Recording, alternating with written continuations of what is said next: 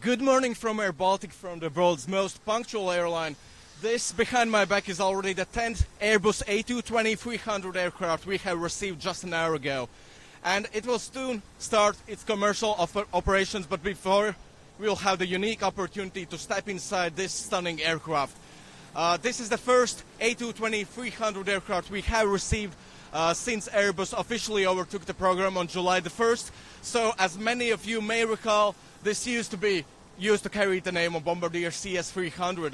And if you feel like you already know the Airbus A220-300, then I'd still like to welcome you to stay with us, because we have some news to share as we have upgraded the cabin of this aircraft. But to tell us more about the current operations of the airline and future plans with this aircraft, I have Chief Operations Officer of airBaltic, Mr. Martin Sedlacki. Martin, good morning. This is already the 10th aircraft we have received. How many more are yet to come? Good morning, everybody from sunny Riga. We have total order of 80 aircraft, which means 70 more to come. From these 80 aircraft, we confirmed 50 aircraft, which means at least 40 more aircraft are to come. But we are very happy to receive this aircraft number 10 today. We are very proud. So the A220-300 is the biggest aircraft on airBaltic fleet, and we will have at least 50 of them. The logical, natural question is, where will airBaltic expand to? We are already expanding. We are growing significantly this year, past years, and we intend to strengthen our position, especially in Baltics, which means more flights from Riga, more direct flights from Tallinn, and more direct flights from Vilnius. As the Chief Operations Officer, you are in charge of whole operations side of airBaltic. So you're the right person to ask this, though. How has this aircraft performed during 19 months of operations? As you can see, this is 10th aircraft we have. We didn't cancel many flights, so it means the performance was very good. We were surprised by the performance, and I have to say, we are surprised with the efficiency of this aircraft. If you look at the engines, they consume much less fuel than any other comparable aircraft, and we are very happy about that. So we are pleased, and we hope that this continues in the future also with this beautiful piece. And well, what's your own personal favorite part about this aircraft? Well, from business perspective, definitely the efficiency.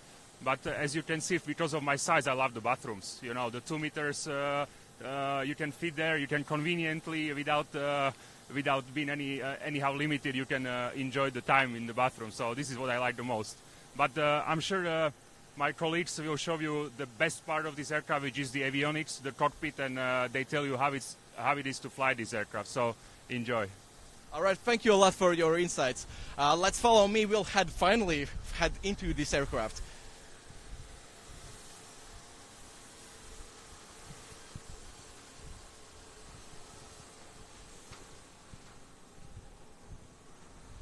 So in order to get closer to the aircraft, we have to talk to the Senior Vice President of Flight Operations and Captain who actually took this delivery flight, Paul Salic. So, Paul, how was the flight? So it was a fantastic flight, a great morning.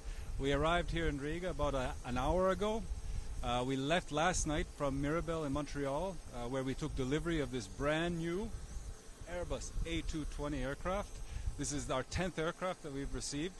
The flight, we left in the evening in Mirabel, and we flew direct to Riga, a flight time of 7 hours and 17 minutes, cruising at flight level 410 with a speed of Mach 0.78. Beautiful, smooth flight. Does it feel any different to you now that it's officially called Airbus A220-300? We began with the C-Series, and now we're proud and looking forward to the cooperation with Airbus and having this part of the Airbus family. And soon the Airbus A220 will be just as known as the A320, the A330, and the A350. All right, thank you a lot. I think you deserve a rest after the responsible task you have done delivering this aircraft. We will now head inside the cockpit to talk to one of our most experienced captains, Gerhard Ramke. So please follow me. Good morning. Morning, Gerhard. So when you go straight into the cockpit, what are the first things you notice that are different from different aircraft types? Yeah. So what you notice immediately when you come into the flight deck of the Airbus 220 is that you first of all see how tidy it is, how nicely it has been designed with very spacious dimensions here. I think it's the most spacious you can find on the single aisle market, definitely. And it's very tidy. It's cleaned up. You don't have big circuit breaker panels or something like that. So it's very clean. Additionally, you see immediately that it's hasn't got any control columns, and it has a side stick technology. I think that's pretty well known in the meanwhile. And you see the big screens on which the data is nicely displayed. Got fantastic maps. It has originally been designed for the business aviation. With that, we really got the best of all of it. So how many different types of aircraft have you flown during your professional career, and where does the A220-300 stand among them? Yeah. So I've been flying mainly the Boeing 737 and then the Q400 as a turboprop. I've been flying the Fokker 50 and smaller types, but those are the main ones. And the C Series, the former C Series, so the Airbus 220, is definitely the outstanding aircraft of them all. Just take a look at it. I think it speaks for itself. So many people are wondering, and I wanted to use this opportunity to ask this question: how do you actually start an aircraft engine? You know, a machine that carries so many people around. Is it in any way similar to starting your car? Well, the big difference to a car is that we don't really have any keys. So when we come into the aircraft, we don't use any keys for anything, neither to open the door nor to start the engines. So there are certain parameters which have to be met to be able to start the engine. So in this condition, for example, door open and so forth, you would not be able to start the engines themselves. But to bring it down to the most simple points is that you've got engine run switches here, which you as you see yourself, left engine, right engine, and it's got on and off here, very clearly announced. And that's basically what you do. You flip a switch. Now, again, certain parameters have to be met. You can't just start the engines in any condition. So how long does it take usually? Well, usually the engine start itself with doing certain checks and things like that. Both engines, it takes about 6 minutes. Yeah. And with the airBaltic Training Pilot Academy up and running, there are more young people in the Baltics who are interested in becoming a pilot. What would be your advice to them?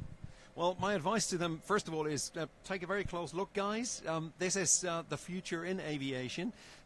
It is very attractive. It flies nicely. It feels good. It's spacious. It's the best office in the world. So work hard. I'm fully aware that the pilot training is something which you need to put a lot of work into. Do that so that one day we can shake hands on board of this aircraft here in a flight deck like this. All right, Gerhard, thank you a lot. As promised earlier, there's some news in the cabin we want to share with you, so please stay with me. There's no one else better to introduce the cabin to us than our senior cabin crew, Gintar Melupe. So, hi, good morning. Welcome on board. Let's get straight to it. What is new about this cabin? Well, we have new seats with a head cushion and improved tables, with seat pockets and of course the hook for your jacket. But the most important thing is that we have more leg room, and you're quite tall, so maybe you should demonstrate. Okay, I could. I mean, it's the second aircraft which has these new chairs. As you can see, there's quite a lot of legroom left for me as an 185 centimeter tall person. It's actually a really comfortable seat. Will the other Airbus A220s who airBaltic have also get these seats? Yes, all of our aircrafts will have the same cabin in the future. And yeah, during your daily work, do you feel any different on this new aircraft? And we've seen loads of positive feedback from the passengers. Do you feel the passengers also see the difference, appreciate it? You know, this cabin is so bright and spacious that I believe it makes such a nice difference for everybody, crew and passengers. All right. And so, other than the seats, what else is different from, let's say, older aircraft types which the A220-300 presents? Okay, well, you have probably already noticed that we have a wider window view, and we have 2 windows at each row, which just makes the flight so much nicer. We also have more baggage space, which means faster and easier boardings for everybody. All right. So as we have heard today, airBaltic will have at least 50 Airbus A220-300 aircraft in the near future. Already now, every 3rd airBaltic passenger sits in one of these seats. Soon, however, we'll have only this aircraft type. So we can't wait for that to happen, and we sure hope you will appreciate these new seats as well. Take care, and thank you for joining us today. Goodbye.